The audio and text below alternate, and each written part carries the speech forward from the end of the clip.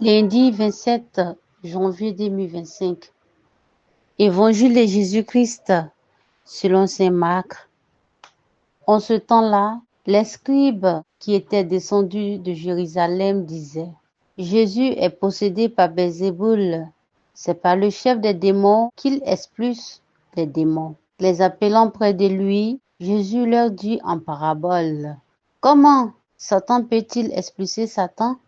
Si un royaume est divisé contre lui-même, ce royaume ne peut pas tenir.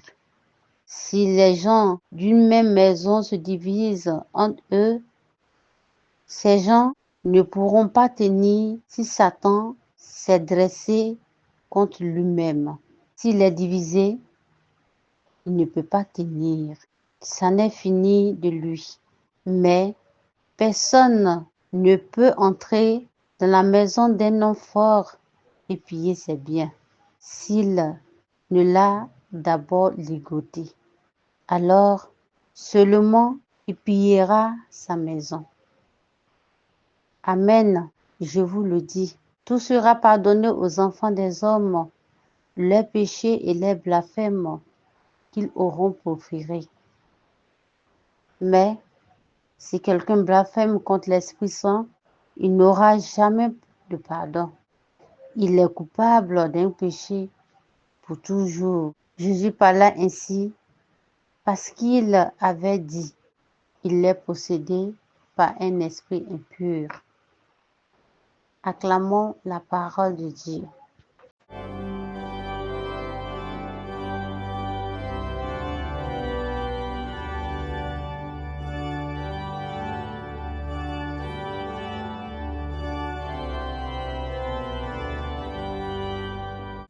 Shalom à tous. Je nous invite à prendre un moment pour réfléchir sur ce passage de l'Évangile selon saint Marc.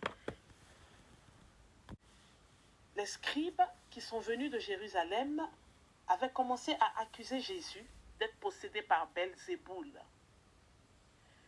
qui est le chef des démons.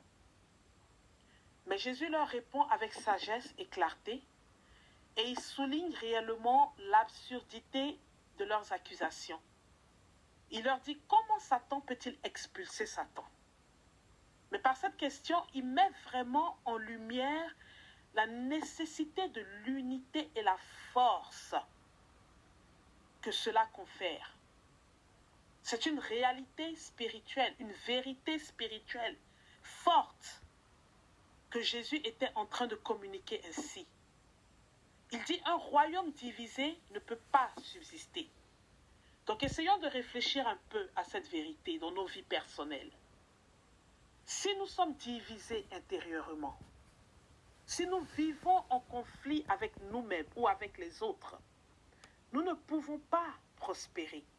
Prospérer dans tout le sens de ce terme, que ce soit la prospérité physique, spirituelle, sociale, financière, la prospérité à tous égards.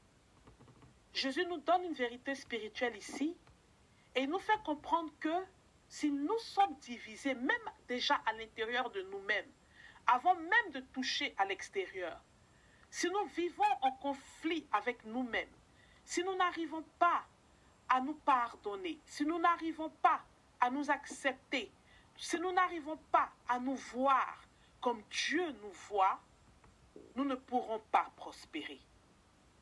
Donc l'unité et la cohérence dans nos actions, nos pensées, nos croyances sont essentielles pour une vie épanouie et significative. L'unité et la cohérence dans nos actions, dans notre identité. Qui sommes-nous? Nous sommes les enfants de Dieu.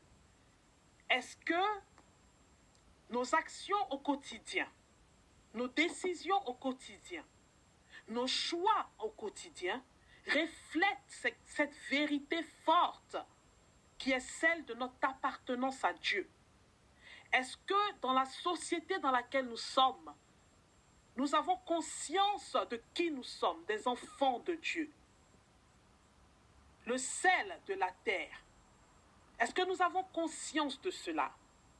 La lumière du monde. Est-ce que nous nous avons conscience de cela, lorsque face à des sujets de société, nous avons à donner notre point de vue, sommes-nous en cohérence avec qui nous sommes? Sommes-nous en cohérence avec celui à qui nous appartenons?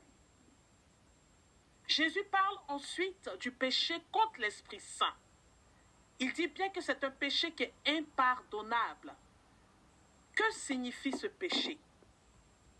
Lorsque nous lisons bien ce texte, nous réalisons que ce péché, c'est vraiment le refus de reconnaître la vérité de Dieu, c'est-à-dire le rejet total de sa grâce et de son amour. Le rejet total de son amour. Ne pas accepter cet amour ou ne pas penser que nous sommes dignes de recevoir cet amour. Et cela me fait penser à Saint-Pierre et cela me fait penser aussi à Judas, qui ont eu à trahir le Seigneur, mais qui ont eu une réaction totalement opposée après la trahison. Pierre, dans l'humilité, s'est rabaissé devant le Seigneur et est rentré dans un état de contrition et de repentance totale. Malheureusement, Judas, en opposition à Pierre, n'a pas cru que la miséricorde de Dieu pouvait encore le toucher, même après l'avoir trahi. Ce péché, c'est savoir que quelque chose vient de Dieu, mais de mauvaise foi, attribuer ce quelque chose ou cette chose à Belzéboul ou à Satan. Peut-être par la pression de la société, nous en avons parlé tout à l'heure, peut-être par le manque de force, peut-être par le manque de courage, savoir intérieurement que quelque chose est de Dieu et refuser de l'accepter haut et fort ou même intérieurement.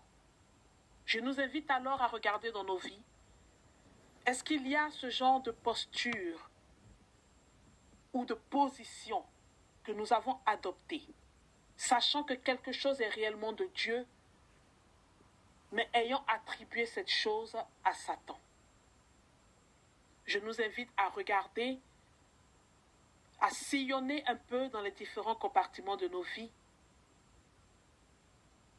et à identifier si cela existe. Mais par la grâce de Dieu, j'ose croire que cela n'existe pas.